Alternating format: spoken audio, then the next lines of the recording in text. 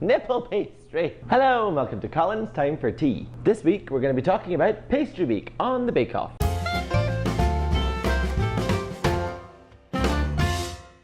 My tea this week is Celestial Seasonings Peppermint. For those of you who have watched this, yes, this is my third different kind of Celestial Seasonings. I got the multi-pack and I need the peppermint to sort out my stomach because this week was tense. So what will be happening this week is, per usual, is I will be talking about the pastry week and interspersing my face and other things around me with your tweets of the week. I go on Twitter after the Bake Off is done and basically mine it for all of my favourite things that you've been talking about and build up what I'm going to say around that. It's a simple plan. I like it. It works. Let's carry on. I will also be talking about the signature, the technical, the showstopper, and any innuendos there have been that week, because I love a filthy pun.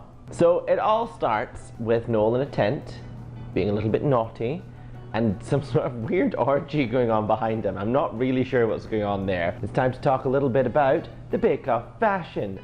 Bake Off fashion. Ooh, John in his sexy Hawaiian shirt. Bryony, who looks like she's had some sort of makeover. She's got her lipstick on, she's got her hair all done. It's like, definitely the past couple of weeks have been makeover week for these people. It's like when you watch Top Model and they shave their heads and stuff. It's great, I love it. Someone in my Bake Off watching group said that Sandy looked like Tom Cruise.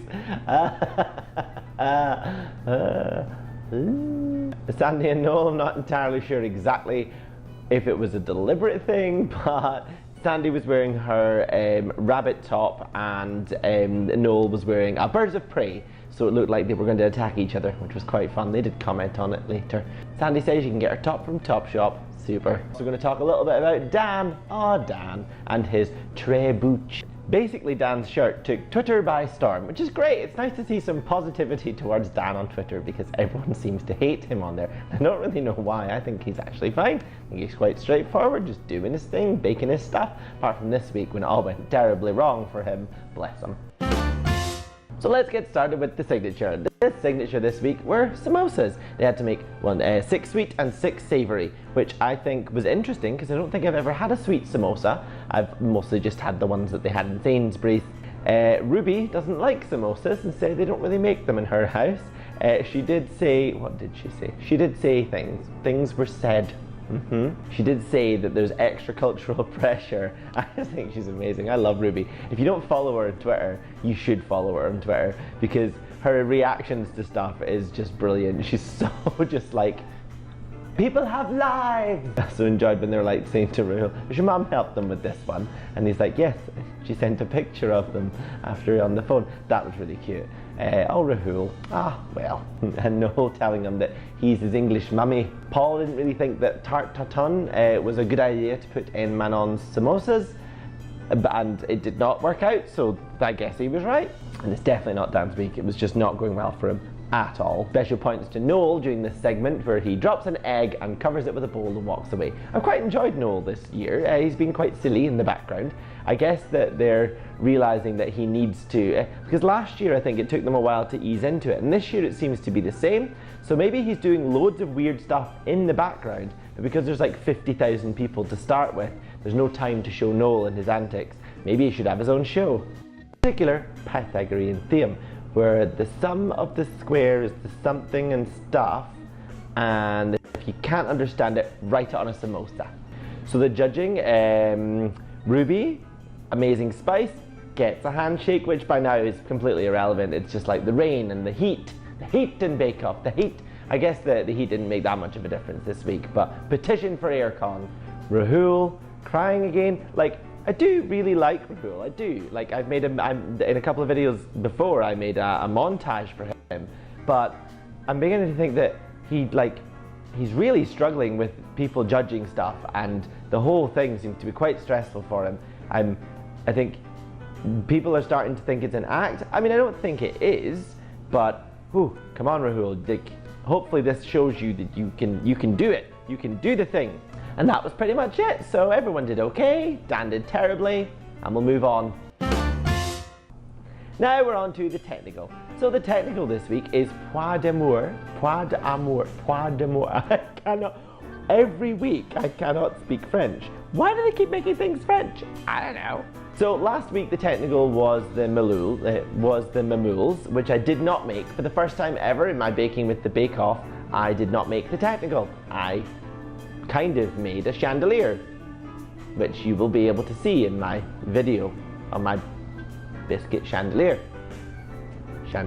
And I'm gonna bake biscuit chandeliers. Anyway, so this week the pois d'amour,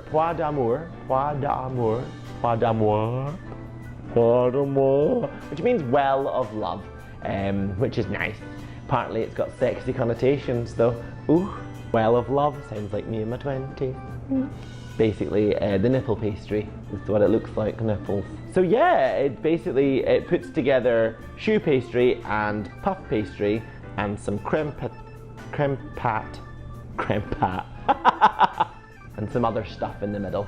So, looking forward to trying that. I think I'll actually be able to make this one this week. The reason I didn't make it last week was because it was too expensive, because I just didn't have the money for that kind of shenanigans of the spices and the molds. No, sorry. Forgot to put the sugar on the top, which makes it nice and crispy. Bryony didn't bother opening. She was like, you know what, if I open it, the choux pastry won't rise. So Dan did the same, didn't put the sugar on, and then he opened it, and the choux pastry didn't rise, and it didn't do very well. However, Ruby, she didn't really read the instructions, which I have definitely been there and not read the instructions, and she got to start all over again, and she had to start all over again. Then she piped the thing wrong, and then it all burnt, and it didn't go very well. A blowtorch was used this week. I'm debating whether or not to buy one. I don't think I will though, because even though they're quite cheap, I don't know when I'd ever use it again. I might regret saying that, because I bet next week for vegan meringues, it's all kicking off with the Bernie stuff. The tops and the bottoms for this week. Tops, Bryony. Well done, Bryony. Bottoms, well, Ruby, because she burnt it, and Dan. And I think we all kind of know where it's going for Dan this week. Sauce Dan. Ruby does say, I assure you, I love a pun.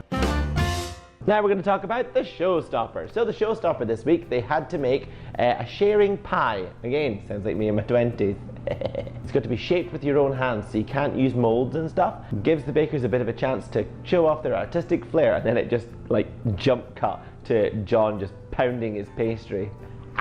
Pounding pastry. Bryony has made a down the rabbit hole game pie, hence the Alice in Wonderland. And we'll talk a little bit about how that turned out later. Dan's making a fish pie, make it look like a fish. Made it look like a fish, did he? Oh, it did not look like a... Well, it looked like a fish. It looked like a blobfish. Kim Joy makes a veggie mermaid. John's Welsh dragon. I am loving John this week, actually. I'm loving John overall. Thinking back over the episodes, he's quite straightforward. He knows what he likes. Welsh stuff. So there you go. So Bryony makes a pancake to help with the moisture. And I've never heard of that before. But of course, I really don't know what I'm doing with a lot of the time with baking. So it's no surprise to me. But if that's interesting, has everyone ever done that before? I would love to know. Tell me in the comments below if you've ever shoved a pancake in your pie. Rahul's making a butterfly pie with lamb, and he was debating whether or not it was tentacles or antennae. There was a weird thing going on. Tentacles though, Rahul? And Ruby on Rahul though, when she was just like, he can't ever let me have my 2 minutes. Dan still hasn't put his in the oven. About 45 minutes to go, and it's just, I don't really know what was happening there and why it took so long for him to get it ready. And then he just puts it in the oven and just has this moment of just staring out the window, and it just all looks very tense for him, and he's just slowly breaking down. Ruby's colour and decoration looks amazing, and they are obsessed with her flavour. She had amazing flavour, so well done, Ruby. Come on, this was so close to being your week. If you hadn't burnt the technical, you probably would have been star baker. Rahul's dead butterfly, like I said before, wet bottom, bit leaky, needs 2 more steam holes apparently. Good flavour, so that's fine. John, not all dragons have wings. Yeah, dragons have rights. Ugh. Hashtag not all dragons have wings. Bryony looked so good, and the flavours were good, and then you could also play croquet on top of it, so the whole thing worked out very well, and as we know, Bryony became the star baker. So well done. Good game, good game, good game. Handshakes all over the shop, really. So we're going to talk a little bit about Dan. Yeah, so raw, it's fish, not really a celebration of pastry. It looked like a blobfish. We were debating about whether he should have sprayed the pie, but he did, and it made it look a little bit better, but also a little bit sadder and a little bit wet, and it was just not good, and you could just tell, just not good, just not good. So Dan got sent home this week, no surprise there, bless him. Next week looks tense. So next week is vegan week. I'm excited for that because every week for my bake-off party, I've made something vegan because we have someone who is vegan in our party. Hi Kate. I know she watches. Hey Kate, you alright? How's it going? Did you have a nice birthday last week? Hey. So it's going to be fun to see what they're going to be making. I know that the technical involves vegan meringue, which I have tried to make before. If you watched my live souffle baking, my only YouTube live video, where I made souffle live, I interspersed it with random things. One of which was showing you how to make vegan meringue using aquafaba, which is the water from chickpea. But I did not know back then that it would be such a huge thing. Therefore, I think I have a leg up. But the only problem is, whenever I've tried to make the vegan meringue, I've put them into the oven, taken them out, and they've gone a bit soft. So I still haven't quite figured out how to make them hard. And on that note, let's talk about the innuendos. So this week, we had a couple. I was quite excited. Finally, hooray! So Prue, talking about the samosas, whatever they want to put in there, they can. And then of course the pois d'amour, the well of love, IKEA? IKEA. Nipple pastry. Noel, I'm your English mummy. Bit creepy. Not so much an innuendo, just freaky. Dan saying, shall I just shove it up a bit more? Lots of wet bottoms, soggy bottoms, leakages of juices and other leaky things happened this week as well. So that was quite a hilarious week for the innuendos. Before I go, I'm just going to talk a little about... Just downed them, didn't he? Apparently eggs in the UK are fine to drink. So there you go. Have at it. Enjoy that protein. Aside from that, I think I'm pretty much done for this week. Done all the chatting. Well, announcement for next week, my dad is here, so my video might be a little bit late, depending on when I get to watch Bake Off and if I get to film it and edit it, so it all up on the internet, just because I'll be busy doing stuff.